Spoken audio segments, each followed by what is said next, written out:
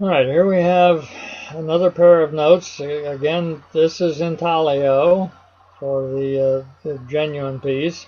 It's a 200 yuan, and we're in 1949. And the lithographed replica. The intaglio is a little bit deeper here, and it shows up a little better with the cross lighting. You can see that this is standing up off the surface of the paper. And there's the lithograph, which is sitting down on the paper, flat on the paper. There's the serial numbers for the replica. So they've got the capability of having running serial numbers. Now, just because they have letterpress serial numbers doesn't mean that they're going to rotate, that they actually have print wheels and they're going to have running numbers. But you've got a lot more likelihood when you find a letterpress serial number that there in fact did have running numbers. Here we have one of the pieces for either Mongolia or Xinjiang, I don't remember which, that were done in 1950. Well, in this case, 1951. The genuine pieces are shallow intaglio. Most denominations, not every denomination. But this is 5,000 yuan, so this is a high denomination. The replicas come every which way. This one was up on eBay with a very low start price, single digits, like $5 or $6. I figured, well, all right, I collect counterfeits anyways. If this turns out to be a counterfeit, so much the better. But if it turns out to be genuine, then I'll at least have, you know, a genuine piece to show the my students. Well, as it turns out, these are both Xeroxes or digital laser style of copies. Here's the nice looking one, the clean one, and you can see all these dots here. That's the laser printer is creating these lines with a succession of dots. And you can see that there's both red and yellow mixed into the serial number to get the orange. There's what the head of the camel looks like on the laser printer. It's using a screening process. Not all lasers use a screen of this nature, but this is using a very regular screen. Here's the character Guo on the beat up one. It doesn't use a screening process. It's using a straight, well, I shouldn't say it doesn't use a screening process, because in fact we do have dots here. You can see the blue sticking out along the edges here, blue and black, to make the dark color that they wanted to get on the face of this, which is actually sort of a dark green color. But laser, remember, is plastic applied to the paper in a powdery form and then put through a fuser to melt it onto the surface of the paper. And when you distress it, as this note was intentionally distressed to make it look well circulated, the plastic fractures. It breaks up. It flakes away from the paper in some places. You get funny looking straight line, you know, where you have a fold through a laser image. It'll crack right along that fold, and you'll get a white line straight across. If you pick up a note that has a lot of white lines, straight white lines, it's probably not intaglio. It's probably laser. In this case, it's definitely laser. There's Ruth Hill's note of this same piece, and it's very beat up, but it's all there. It's not screened. You don't see any dots anywhere along this. You don't see, you get wear lines like this, but you don't have any kinds of broken ink. through all this scroll work. This is her note that was sold for many thousands of dollars when her collection was liquidated. I didn't have, I should have made 20 power photographs of some of that, but I didn't, except possibly the seals. You're going to see in a few minutes here, a couple of minutes, some 20 power of the seals on some of these. This is another note from the same series. This is definitely Mongolian. That one with the camels we just looked at was probably Mongolian. They did these for both Mongolia and Sinkiang in 1951 in high denominations, and they circulated very lightly. I think they all have block 1, 2, 3. I don't think any block exists for any of these series except the 1, 2, 3 block, which was block number 1. They didn't use 1, 1, 1. Here we got a herd of horses and a herdsman here riding another horse with a long rod for guiding these beasties. This is the replica, and you can see all the dots. Anytime you see dots like this, you're not looking at an original, genuine piece. There's the horse in the replica, one of the horse's heads. There's the other replica. I had two in that initial shot, and you can see some of the white lines here from circulation, some of the places where the black is broken. This is Ruth Hill's note here. No, I'm sorry, this is not Ruth Hill's note. This is a fake specimen. This is line lithography. The serials and seals and the overprint here, the specimen overprint, is letterpress. This was in an Archives International auction many years ago now. It didn't end up being sold because when they sent it down to PMG to slab, PMG declined to slab it. At that time, PMG had not handled any of these, but they had some advice from somebody, don't know from whom, that they were being replicated in Shanghai on vintage paper. That the paper would pass their inspection test. It wasn't bright under UV, and they didn't know whether this note should be intaglio or not. And to be honest, I don't remember now whether the original on this one is intaglio either. But I ended up with it because once PMG would not slab it, it was withdrawn from the archives auction, and I negotiated a sale with Bob Schwartz to put it into my collection. There are two tells on this. One is that the seals and serials are UV reactive. Now, they're not very reactive. They don't glow under UV the way some of the Caribbean notes that you find these days. You stick them under UV and they'll blow you away from the table because they're so reactive under UV.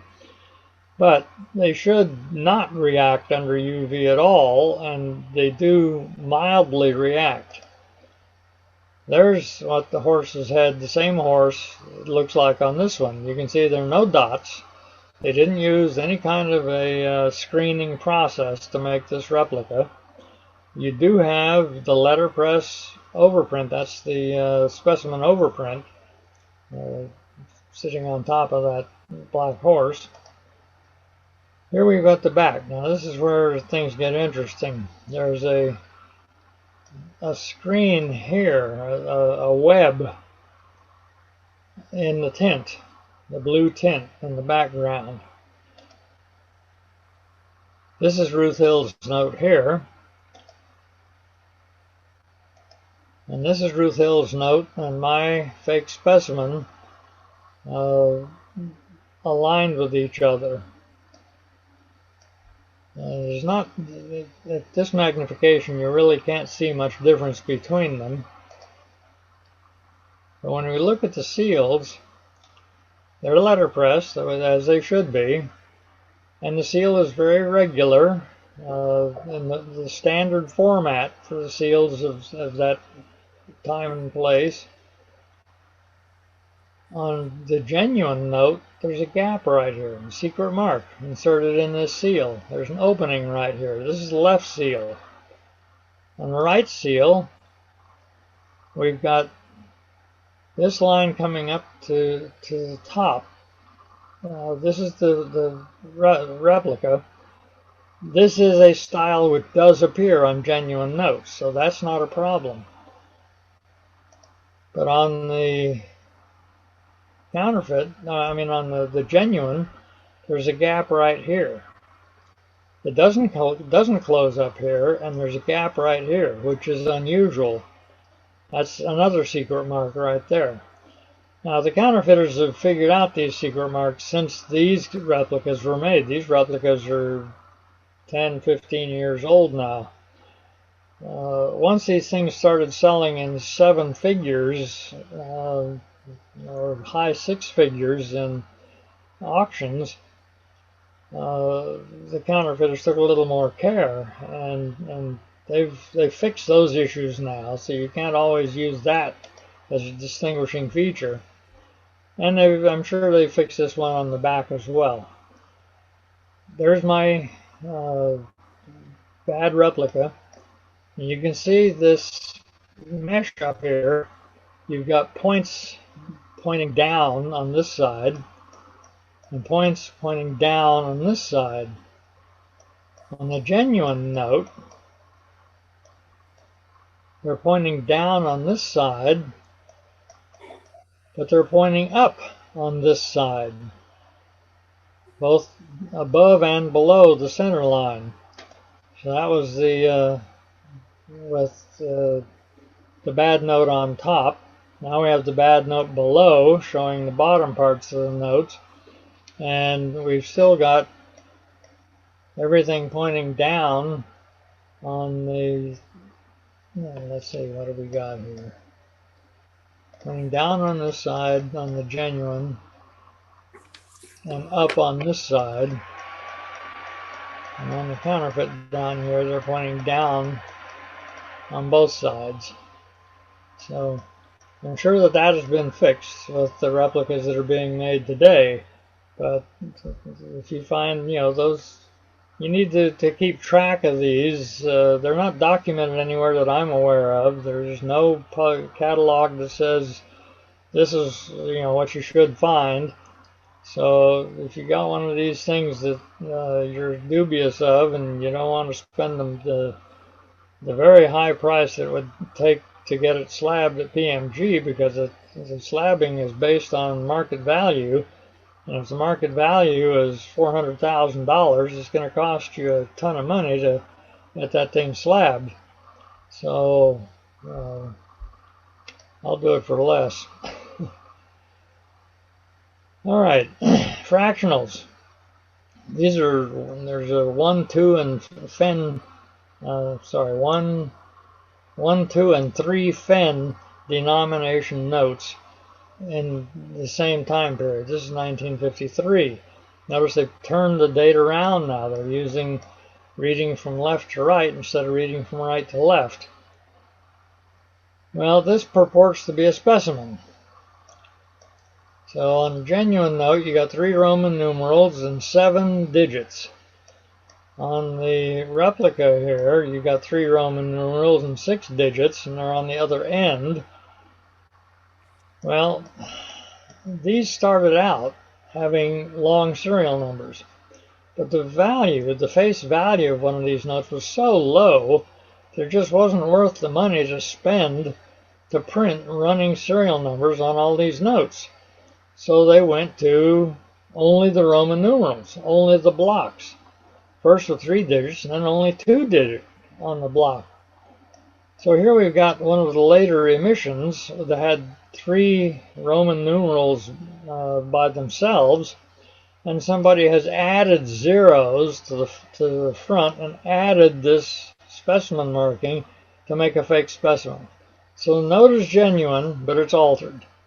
It's altered to make it look like a specimen that actually never would have existed. If there are specimens of this, they're going to have the zeros following the Roman numerals, not in front of them. Now, as it happens, the ones with the numerals on them are worth a lot of money. They're worth in three figures, over $100. And the ones with no numerals on them are worth a few cents. I mean, literally, 1/10,000th of what one of these is worth. So what's a good counterfeiter going to do? He's going to take one of these and he's going to create one of these. He's not going to change any of this because that's hard to replicate, but he's going to alter the numbers. Now, how would he do that? Well, the first thing you need to do is remove this number and then add the new number on top of what you've just removed. Well, if you're going to scrape this off, you're going to leave a lot of damaged area there. So, all right, you're going to get somebody that's really skillful, and they're going to trim, take a scalpel and remove the paper halfway through the note to get those 3 Roman numerals off. And then you're going to take a junk note, one of these ones with only 3 numerals on it that's only worth a few cents, and cut off some pieces of it that you can glue on where you've just removed the other numerals.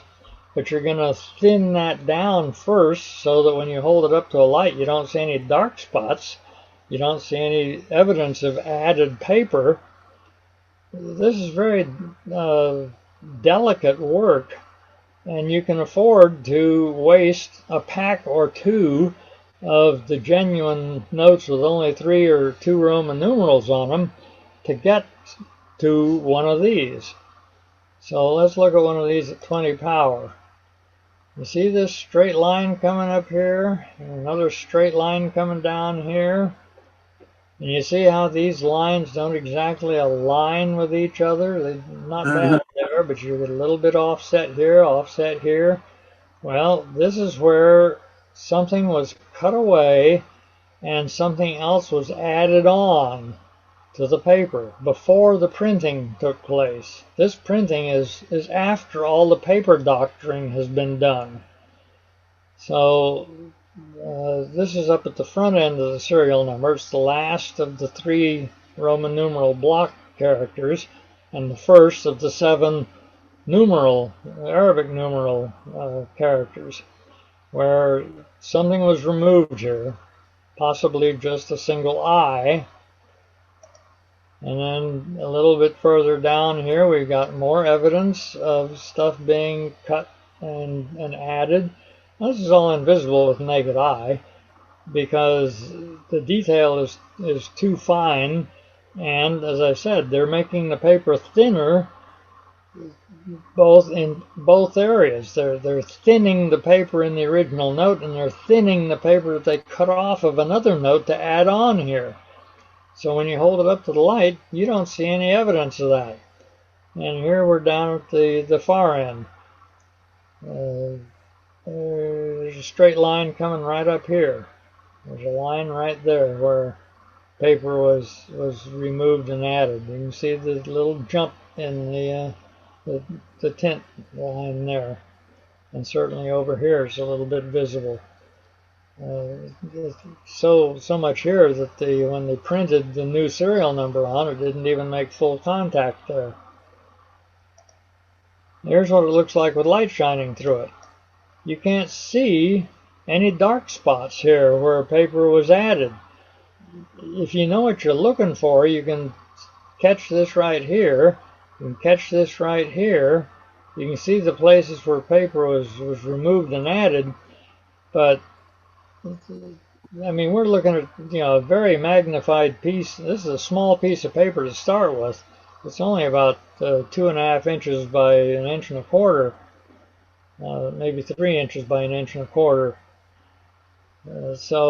But the value added is tremendous. Now, this piece belonged to Nam Chong Cho, the guy up in Chicago, the Korean fellow that deals in Oriental notes.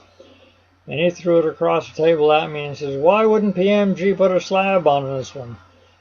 And it's the first time I'd actually been able to handle one. I knew these existed, but I'd never been able to examine one. So I showed him with my 20 power glass, which I always have in my pocket, day and night. Well, not at night, obviously, but it's in the pocket at night, but it's not on me. I showed him, what he had, and he said, "Fine, all right, grumble, grumble, here, it's yours." So now I had one that I could put in my collection that I could show to people. So this is courtesy of Nam Chong Cho. This is the high denomination of the 1950, what is it, 53, I think by now? Yes, 1953. 10 yuan. This is after the yuan had been devalued or revalued.